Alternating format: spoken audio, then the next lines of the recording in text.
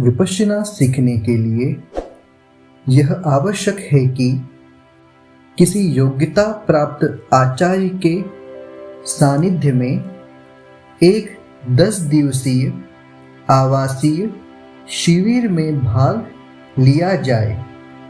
शिविर के दौरान साधकों को शिविर स्थल पर ही रहना होता है और बाहर की दुनिया से संपर्क तोड़ना होता है। उन्हें पढ़ाई लिखाई से विरत रहना होता है और निजी धार्मिक अनुष्ठानों तथा क्रियाकलापों को स्थगित रखना होता है। उन्हें एक ऐसी दिनचर्या में से गुजरना पड़ता है जिसमें दिन में कई बार कुल मिलाकर लगभग 10 घंटे तक बैठे बैठे ध्यान करना होता है। उन्हें मौन का भी पालन करना होता है, अर्थात अन्य साधकों से बातचीत नहीं कर सकते, परंतु अपने आचार्य के साथ साधना संबंधी प्रश्नों के व्यवस्थापकों के साथ भौतिक समस्याओं के बारे में आवश्यकता अनुसार बातचीत कर सकते हैं। प्रशिक्षण के 3 सोपान होते हैं।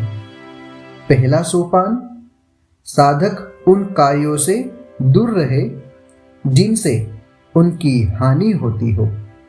इसके लिए वे 5 शील पालन करने का व्रत लेते हैं, अर्थात जीव हिंसा, चोरी, झूठ बोलना, अब्रह्मचर्य तथा नशे पते के सेवन से विरत रहना।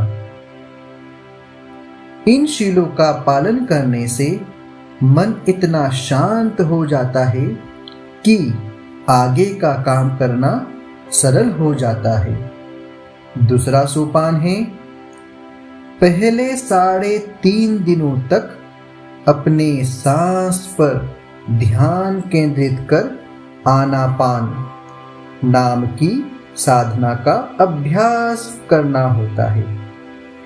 इससे बंदर जैसे मन को नियंत्रित करना सहज हो जाता है।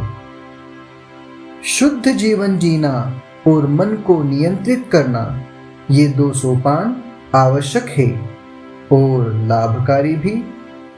परंतु यदि तीसरा सोपान न हो तो यह शिक्षा अधूरी रह जाती है।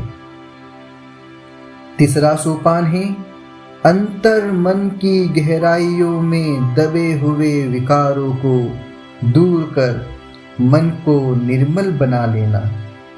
यह तीसरा सोपान शिविर के पिछले 6.5 दिनों तक विपश्यना के अभ्यास के रूप में होता है। इसके अंतर्गत साधक अपनी प्रज्ञा जगाकर अपने समूचे कायिक तथा चेतसिक स्कंधों का भेदन कर पाता है।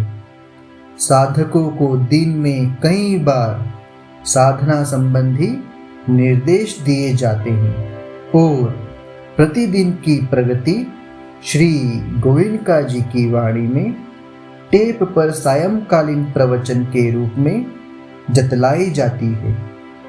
पहले 9 दिन पूर्ण मौन का पालन करना होता है। 10वें दिन साधक बोलना शुरू कर देते हैं, जिससे कि वे फिर बहिर्मुखी हो जाते हैं।